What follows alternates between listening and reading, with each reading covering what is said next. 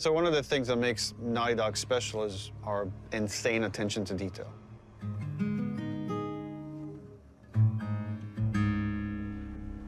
And that comes from just extreme amount of research.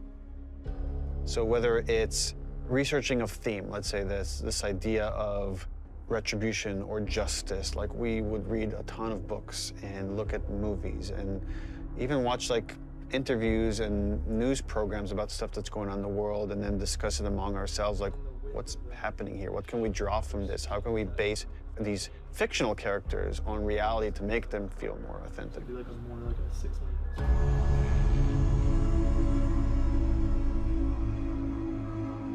Our hope with this game is to create the most authentic characters that you've seen in a game. Not just Ellie, not just Joel, but that every character you see is dimensional.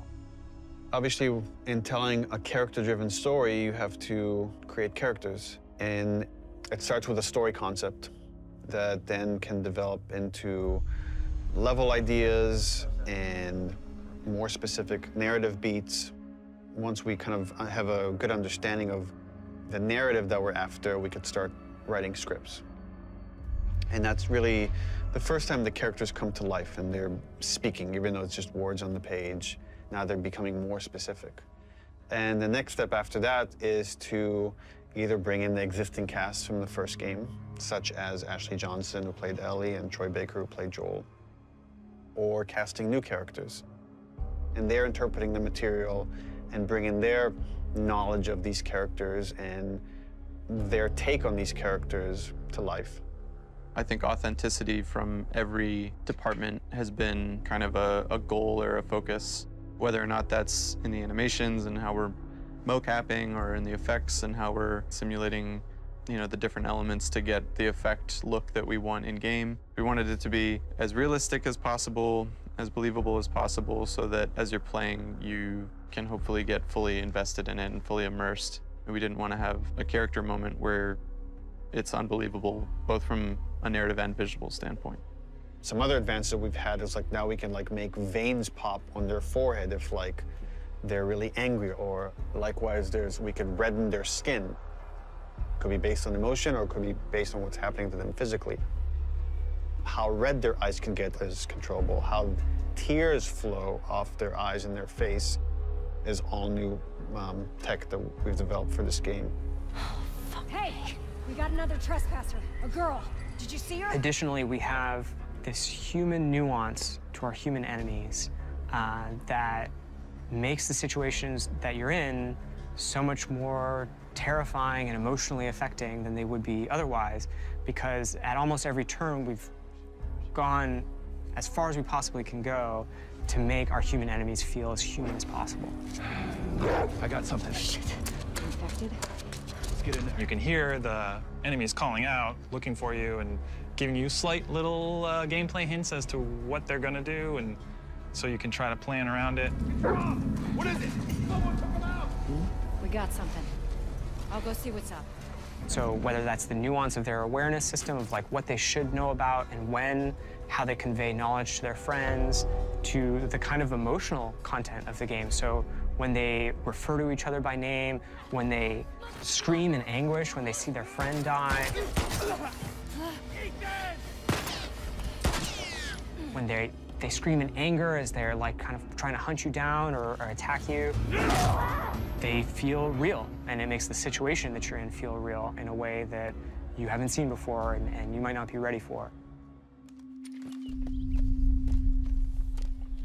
There was a ton of research that was done into foliage and different kind of foliage that exists in different parts of the country to make those areas feel authentic, studying local architecture of wherever we are and making sure that feels authentic.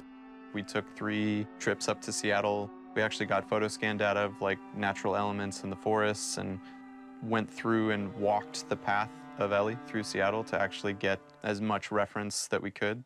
And that was anything from going, you know, inside buildings and taking pictures of signs on the wall to various bus stops and awnings around the world. Like, we're trying to find those kind of iconic details and bring them into the environment, that once we get it into the final game, it's like it all comes together to hopefully make something as believable as we can.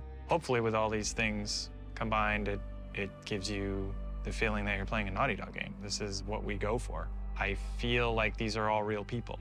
I feel like this is a real place. I feel like this was a real situation that I was in, and I handled it in a way that makes sense if this was real life. The world of The Last of Us is dangerous. Unless you're living in a protected area, there's something lethal around every corner. Once you venture out of your home, you're in danger. And where we're taking the story and where we're taking Ellie is like each step of the way, she's putting herself in more and more danger to bring these people to justice. I would say that the world, in every sense of the word, is bigger than Last of Us Part 1. Both in scale and the amount of physical space that exists for you to explore, for you to encounter other people. Yeah, this route has its perks. Our hope is to make every corner a challenge, make every decision hard for Ellie. And so we do that not just in the gameplay you experience, but also in the level design. So part of that is making certain experiences really hostile, be it through weather or through rivers or craggy cliffs or slick snow. But we also use it in terms of how blind the player is. Like, what can they see? How safe do you feel? Can you see a threat coming around the corner? You never know if the bullets in your gun are going to be enough.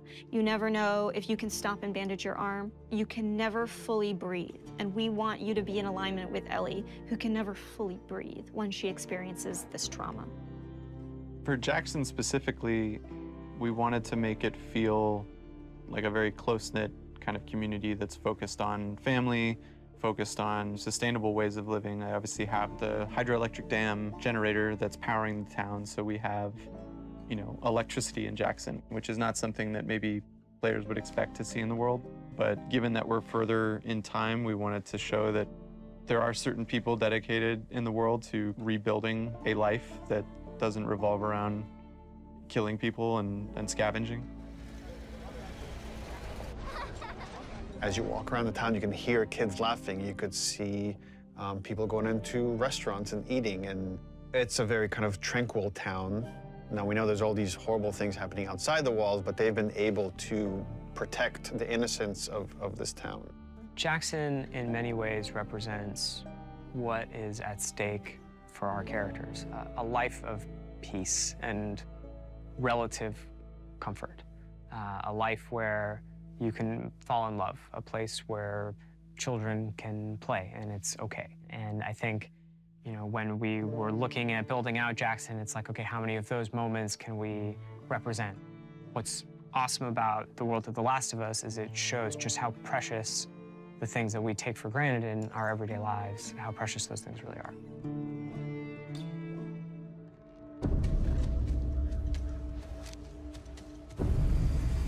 Seattle, compared to Jackson, is very different.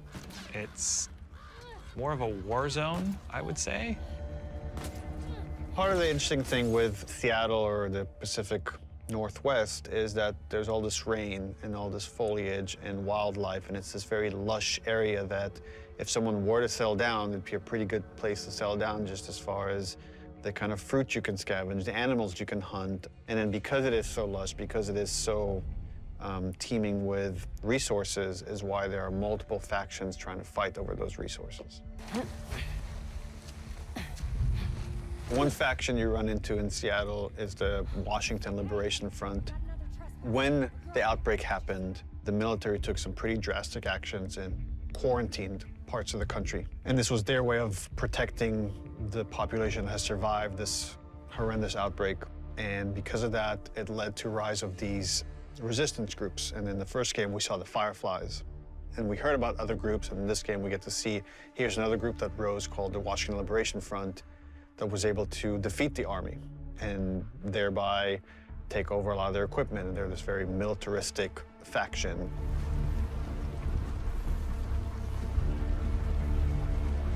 And at the same time, you have the Seraphites. And they're a religious group that also came up out of the outbreak that believed that the pandemic came because of sin. They're trying to reset the world. and return it to a better place than it was. In The Last of Us, almost any group that has survived this long has to be dangerous. If you're not dangerous, you're not going to survive. You're going to become someone's victim. And the two factions you run into are both very dangerous. The WLF has a lot of military equipment that they're able to use to defend this area, and they have large numbers, whereas the Seraphites are very quiet and stealthy and able to use the large amount of foliage to their advantage, and they fight more in this kind of guerrilla warfare. How you deal with them is going to be different because they have different language, different communication style. The scars will whistle to each other with this different language. And they have some of the stuff that you have. You have a bow and arrow, they can hit you with arrows and impale you, and you have to pull the arrow out. They have big sledgehammers and melee weapons. The WLF, they have trained dogs that will sniff and attack you. Dogs are a new level of threat that Ellie hasn't had to negotiate before, and hopefully they create a new complicated choice for the player. We saw in them an opportunity to challenge people's perceptions of what a combat setup can be. We wanted to find really hard choices. The dogs themselves have names. They're called out by their owners. We wanted every setup to be challenging. That smell. Looks like Infected did this. How many do you think it would take to bring down a moose? Infected are still a threat in this world. We wanted to take first our basic classes that we had in the first game and say, okay, what's different about them now? So we'll have scenarios where way more runners, like we can have hordes sometimes of runners coming after you, and it might be about just escaping because the odds are just overwhelming. You know, this thing just keeps mutating. There's certain evolutions of Infected that you haven't seen before, certain new classes. There's the Shamblers, which kind of have these exploding acid clouds when you get near them. You're running down a hallway and you have to suddenly make a decision like, oh, do I want to take the damage and go through this cloud or find some other route or go back the way I came? And it kind of forces you to, on the fly, kind of make new decisions about how you're going to deal with the threat behind you or potentially in front of you. So again, it's about how do we make fighting against Infected intelligent. So when you come on a space, you're listening to audio cues because different classes will make different sounds. If you just go in guns blazing and throw caution in the wind, you could easily get overwhelmed and regret that strategy. That level of uncertainty and instability is something our characters have to carry with them every day as they go out into the world to protect the people they love most. And that threat is banging on their door every day. I really hope you make it.